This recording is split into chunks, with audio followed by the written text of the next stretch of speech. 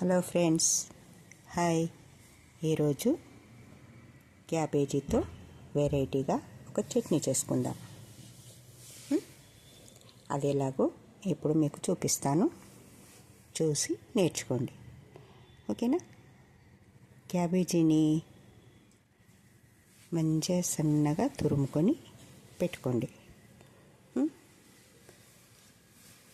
Stove మీద ఒక గిన్నె పెట్టుకొని మంచిగా వేయించుకోండి దూరగా.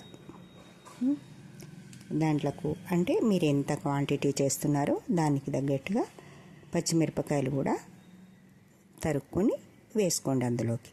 ఓకేనా? ఇప్పుడు నేను చూపిస్తున్నట్టు నూనెలోనే కాస్త ఉల్లిపాయలు, కాస్త క్యాబేజీ వేసి వేయించుకోండి.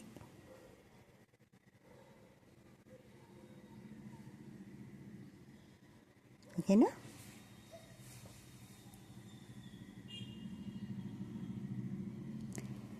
ఎప్పుడెప్పుడు మీరు ఎలా చేస్తారు?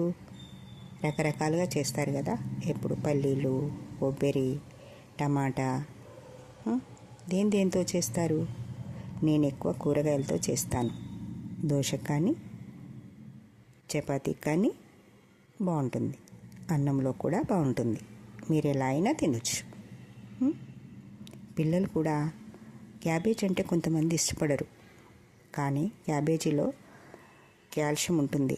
ఆకుకూరలు కదా, తింటే ఒంటికి చాలా మంచిది. అందుకని నేను అన్ని రకాలుగా కూరగాయలతోటి కూడా ఇది చట్నీలు చేస్తూ ఉంటాను. బాక్స్లో కూడా బాగుంటుంది, పాడవదు. మీరు చేసుకొని తినండి. ఎలా ఉందో నాకు కామెంట్ చేయండి. ఓకేనా?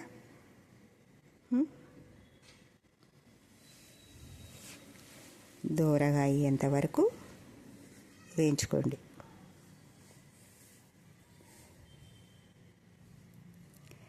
చాలాసేపు అవుతుంది వేయించుకోవడం అనుకుంటే పర్వాలేదు, దూరగా అవ్వాలి, లేకపోతే పచ్చిగా ఉంటుంది. ఇప్పుడు అందులోకి పచ్చిమిరపకాయలు వేసాం. అది పచ్చిమిరపకాయలు కాకుండా మరి బజ్జీ మిరపకాయ చేసుకుంటాం కదా, దాంట్లో గింజలు తీసేస్తూ ఉంటాం. పిల్లల కారం అంటారని, పిల్లలైనా పెద్దలైనా ఆ మిరపకాయలు తీసేసినప్పుడు వేస్ట్ అవ్వకుండా ఇలాంటి చట్నీలు చేసుకున్నప్పుడు ఆ చట్నీలలో వేసుకోండి. టేస్టీగా ఉంటుంది, బాగుంటుంది, వేస్ట్ అవ్వకుండా ఉంటుంది. ఏ వస్తువు వేస్ట్ అవ్వడము నాకు ఇష్టం ఉండదు. అందుకే ఇలా మీకు చూపిస్తున్నాను, చూసి చేసుకోండి. ఓకేనా? ఇప్పుడు వేగింది, దాన్ని స్టవ్ కట్టేసి కాస్త చల్లారనిచ్చి మిక్సీ చేసుకుందాం. ఓకేనా?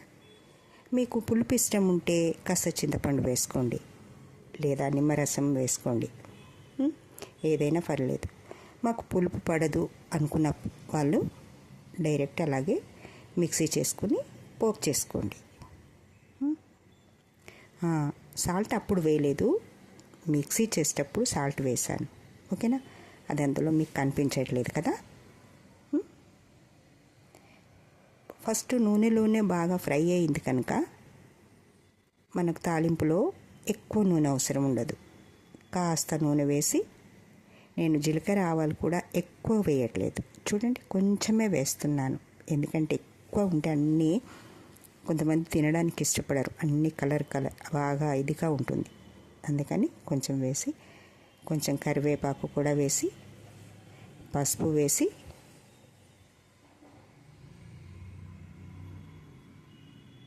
నాకు స్టవ్ చిన్నగా ఉంటుంది అందుకని కొంచెం స్లోగా కాలుతుంది. పెద్ద మంట పెట్టి బరబర ఆగమాగం చేసి అలవాటు లేదు నాకు. ఓకేనా? మీకు ఇష్టం, మీరు ఎలా చేసుకుంటే అలా చేసుకోండి, కాకపోతే నా స్లోగా నడుస్తుంది. ఓకేనా? అది పసుపు వేసాను, పోపు రెడీ అయినట్టే. స్టవ్ కట్టేసి రుబ్బి పెట్టుకున్న మన పచ్చడిలోకి ఈ తాలింపును వేసుకుందాం. ఓకేనా?